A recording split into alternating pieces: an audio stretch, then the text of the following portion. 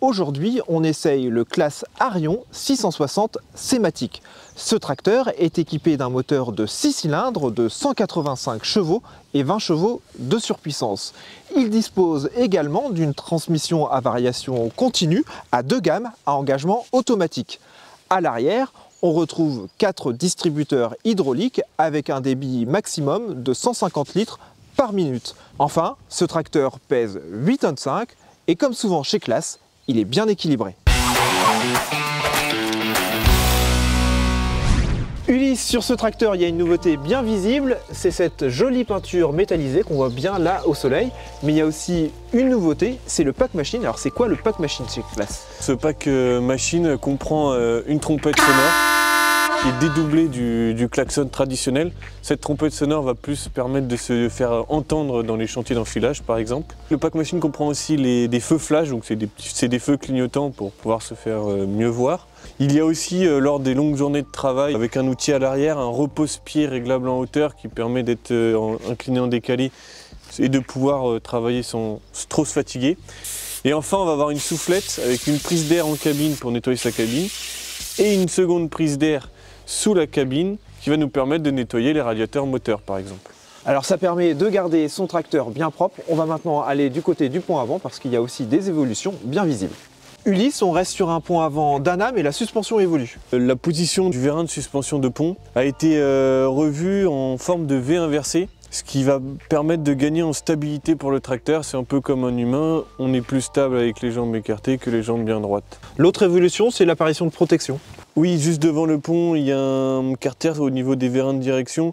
Ça va plus permettre de protéger l'ensemble du pont lorsque le tracteur passe dans des champs avec des hautes cultures comme le maïs par exemple. On termine maintenant notre tour de tracteur à l'arrière au niveau des relevages. Ulysse, il y a parfois des détails, mais certains utilisateurs apprécieront l'évolution de la commande du relevage. Dorénavant, il suffit juste de rester appuyé jusqu'à ce que le relevage soit à la position souhaitée. Et lorsqu'on relâche le bouton, le relevage s'arrête. Alors qu'auparavant, il fallait réaliser un appui, puis un second appui, et le relevage descendait pas par pas, élément qui pouvait être un peu contraignant pour l'utilisateur Claas. Et au niveau de la prise de force, le bouton garde en mémoire le paramétrage de la console. Tout à fait, donc on peut l'activer directement à partir depuis l'aile, et lorsqu'on l'active, le moteur va se mettre au régime défini auparavant. Claas propose également sur ce tracteur le frein de maintien de ligne automatique. Qu'est-ce que ça veut dire? Alors ça c'est plus un côté sécurité routière, c'est-à-dire que lorsqu'on a une remorque attelée en freinage double ligne pneumatique, le tracteur a un capteur de couple qui va permettre de déceler lorsque la remorque pousse le tracteur. Et dans ces cas-là, de l'air va être envoyé au système uniquement sur la remorque pour freiner uniquement la remorque et éviter de mettre l'ensemble en portefeuille. Merci Ulysse. On va maintenant découvrir l'avis de l'agriculteur qui a utilisé ce tracteur pendant plusieurs jours. Jean-Luc, tu as utilisé ce tracteur pendant une semaine au travail du sol, mais aussi au transport. Alors déjà, qu'est-ce que tu penses du système d'aide au freinage de maintien en ligne? Je l'ai utilisé sur une remorque TP 20 tonnes et j'ai trouvé que ce système d'assistance de freinage était sécurisant pour éviter justement dans des charges importantes d'être embarqué dans des descentes un peu fortes, on va dire, en gravité. Ça nous a permis aussi de constater aussi la souplesse de la boîte Cematic. J'ai pu apprécier aussi la stabilité du tracteur sur des ensembles quand même qui tractait environ à peine 40 tonnes. Globalement, le comportement routier, je pense notamment au pont avant avec la nouvelle suspension. Ça améliore la stabilité de l'ensemble par rapport à cette nouvelle position du pont avant. La cabine aussi fait qu'on sent que l'ensemble est stable à la conduite. Avec un tracteur bien équilibré. Oui, complètement. L'autre aspect, c'est cette nouvelle boîte.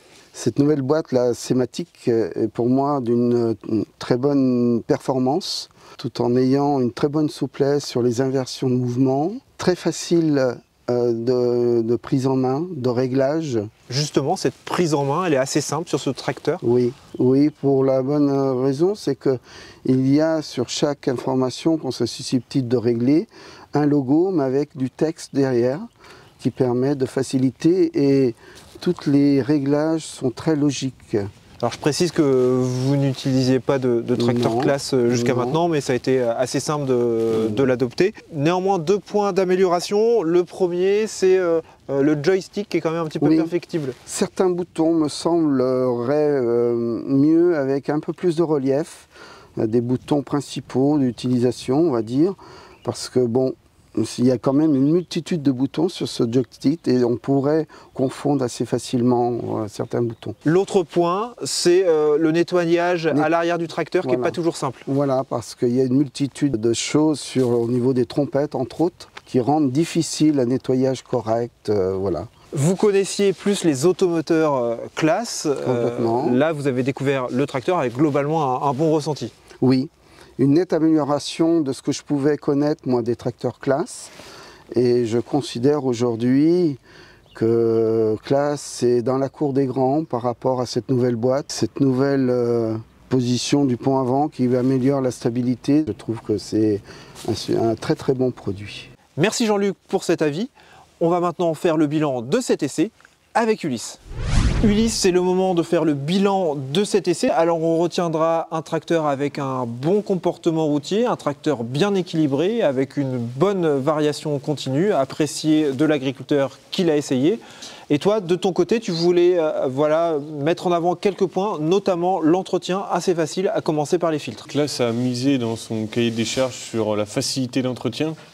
Donc en premier temps, après avoir ouvert le capot, les radiateurs s'ouvrent en papillon. Les ouvertures sont assez espacées de façon à pouvoir avoir un accès aisé pour souffler. Et en plus de cela, cette fois-ci, le filtre est placé tout à l'avant des radiateurs, à hauteur d'homme. Et l'escamotage du filtre s'effectue vers le bas pour toute facilité de maintenance. En cabine, on note aussi une bonne isolation phonique. Il y a eu des efforts de fait. Classe annonce avoir ajouté près de 200 composants phoniques pour isoler au maximum cette cabine par rapport aux cabines précédentes. Toujours en cabine, on peut personnaliser facilement l'espace de conduite, surtout avec les écrans. En termes d'écran, on a un écran au bout d'accoudoir. Donc ça va être l'écran central qui va recentrer toutes les fonctions du tracteur. Donc on va avoir 3 menus, un menu route, un menu au champ et un menu isobus, très intuitif. Et ensuite on va avoir un second écran qui va être dédié au GPS et à la fonction isobus, qui est placé sur un rail en haut à droite du tracteur. Et cet écran peut, au choix de l'utilisateur, être déplacé de l'arrière vers l'avant du tracteur en coulissant sur ce rail. Et le chauffeur, il peut aussi paramétrer 10 mémoires.